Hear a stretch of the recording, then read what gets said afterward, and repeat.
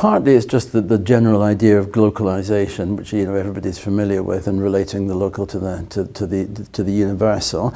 Also, there was a chap called Shmuel Eisenstadt who wrote a book called Multiple Modernities that said, modernism or modern civilization is not something that's just a sort of blanket homogeneous thing around the world. It has local manifestations. I thought, that strikes a chord with mass housing. Everybody says it's the same everywhere, but actually it's very far from that. I also have a background in ancient history, and there was a book that came out quite recently by people called Peregrine, a couple of authors, called The Corrupting Sea, about the Mediterranean in the classical world, which said this is very much a sort of network of local narratives rather than one single one. So I was sort of influenced by that as well, I suppose. But it's just a general idea of unity and diversity, I suppose,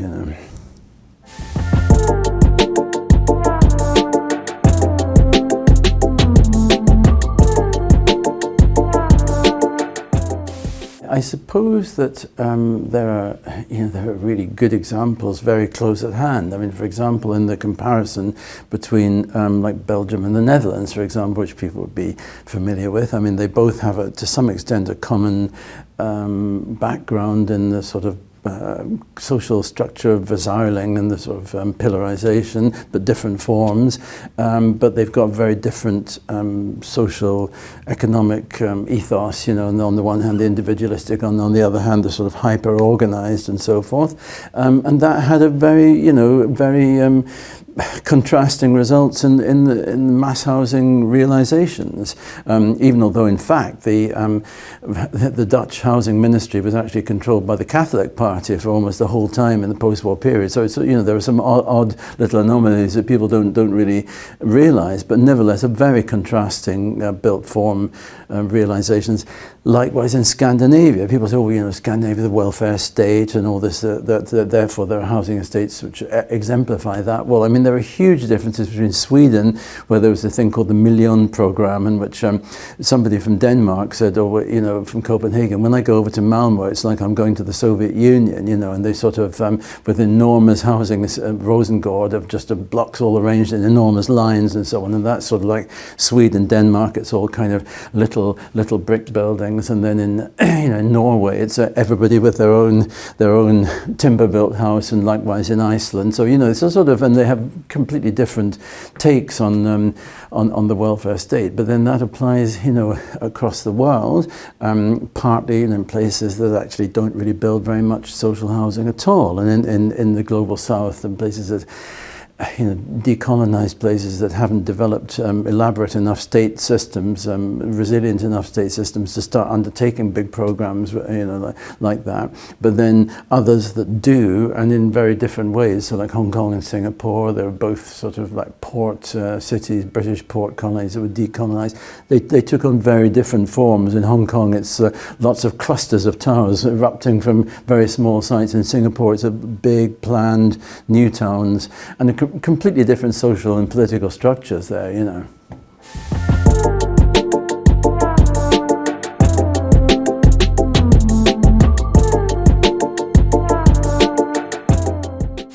It's not too far dissimilar to the question of how different systems of provision affect, have different built results and different sort of political system, but instead it's from a more bottom-up perspective. So it's to some extent how the occupants of the areas sort of see what's been provided for them and whether they're seen negatively or positively. To some extent nowadays it's conditioned by how many of these areas have been demolished, because quite in some countries there have been massive demolition programs, I mean in the United States or in Britain or France, whereas I'd be very surprised in Belgium if for various reasons, if very many areas of mass housing areas have been demolished. So people will have a different attitude to them, if they haven't become stigmatized and been removed. But also, I think these attitudes can change over time. So in the Western countries, a lot of people came in the 60s and 70s and 80s and on to look on mass housing areas as alienating and stigmatized and so forth. Then there were a lot of demolitions, but now a lot of local communities are starting to look on them as being like a bit of a bulwark against trying to, the commercial forces coming in and trying to sort of commodify them or pull them down or, replace them with private housing. So it never stays still,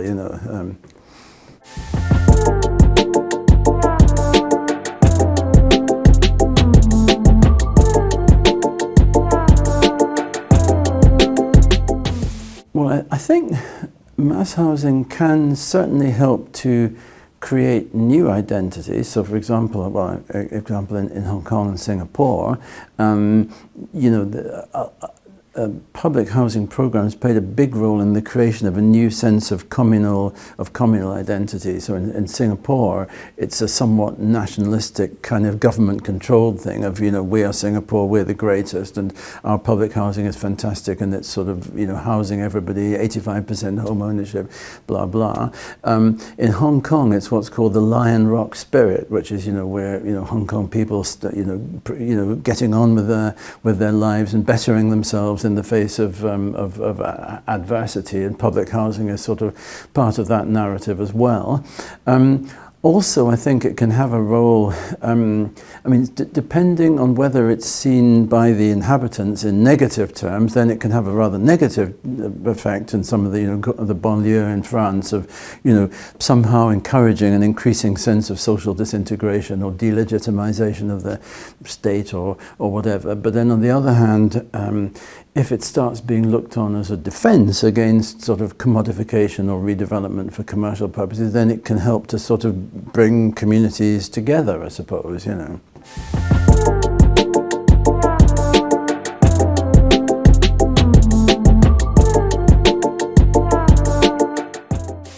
I think there's a number of lessons. They're not really all entirely connected. I think one of them perhaps is that I think it's desirable to avoid taking an excessively sort of like a political attitude to housing, saying this, although the housing problem has always very often been like a burning political problem, but linking that to the built environment and saying, this entire phase of housing is a failure and we should bulldoze everything. That's kind of destructive, and in the present world of not wanting to get rid of, it wastes a huge amount of embodied energy, when buildings could be rehabilitated, the building stock or whatever. As lesson I would say is that it's quite and this is possibly a controversial thing to say in Belgium, but the pursuit of home ownership as being a kind of universal thing that the government should pour huge amounts of money into and should sort of structure the housing market around the idea that social housing really has to be sort of like kind of kept on the margins or pushed down a bit, and that renting needs to be sort of somehow discouraged or disadvantaged. Eventually that comes home to roost, and with these housing crises and so forth. Another lesson that possibly comes out in terms of the built fabric of mass housing is that assuming that there is now a housing shortage in a lot of developed countries, a house price affordability issue, a land availability issue, there's really not a lot of alternative to building at higher densities, and this is something that is a bit unpalatable in countries that traditionally have a sort of yeoman in his sort of little cottage type thing, like obviously here in Belgium, but equally in England they have a bit of a thing about that, and places like Norway and Iceland. You can't really build up a critical mass for getting a lot of new housing going, really, in my view, without having higher densities, but that's possibly something that not a lot of people would necessarily agree with,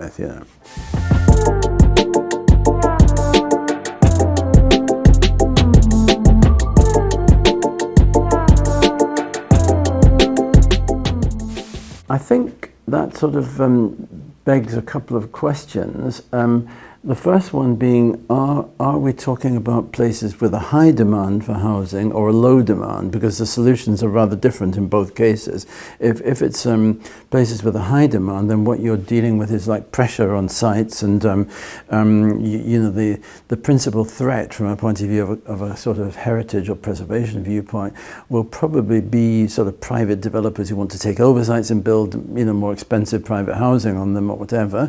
If it's a low demand area, like in some of these kind of derelict areas in the outskirts of cities in the United States, or in parts of north of England, or then the problem is more like a low demand, and that these are not sites that people are competing for. So the heritage point of view is more protecting them against like just falling into decay, falling down, just knocking things down and leaving nothing there.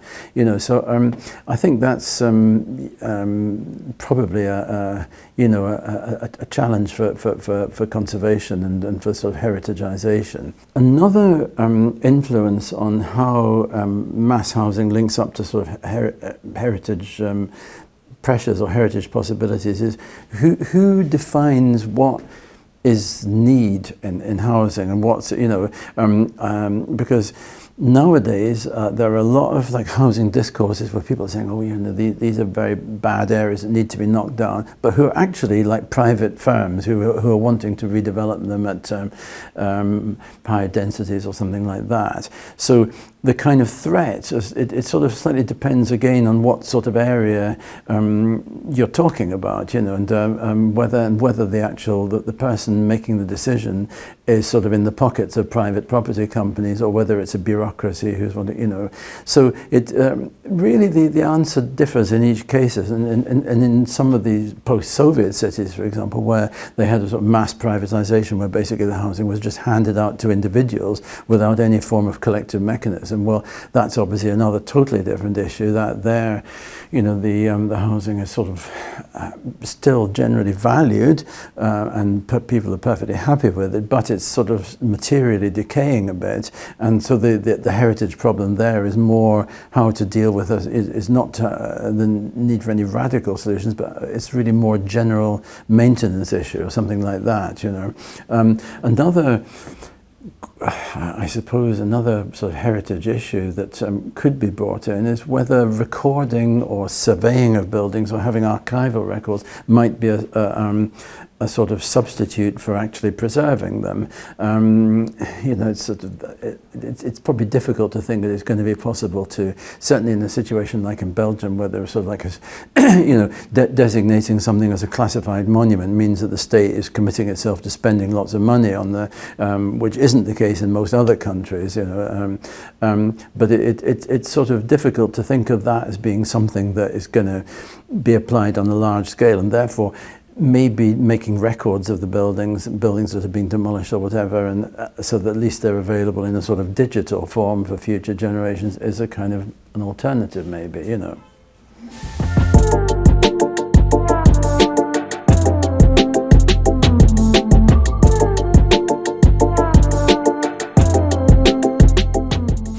So I'm assuming that question is referring to the sort of earlier, like the post-war period in Egyptian housing under what was called Arab socialism under Nasser, where there were attempts to build quite significant sized social housing programs. And there is a section in the mass housing book, actually, but it's not a big section, but that covers that and kind of tries to compare it with other Arab socialist countries, North African mass housing in general, and both, well, especially within the Francophone areas and places like Algeria and Morocco.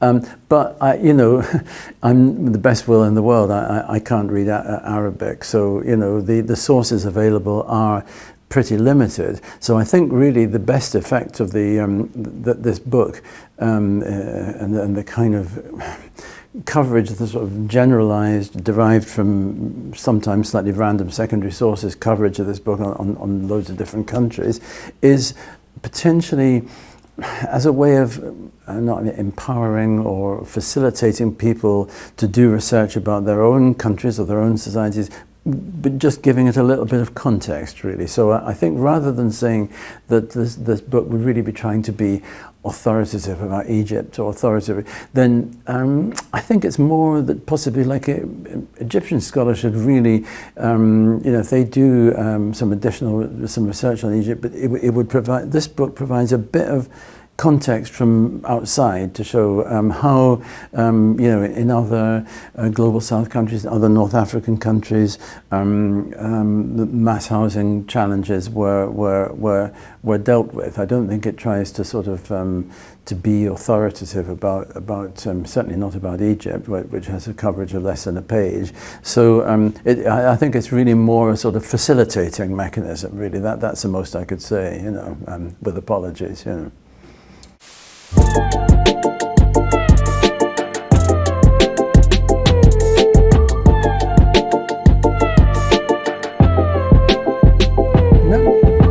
I think the questions, cover things. Yeah.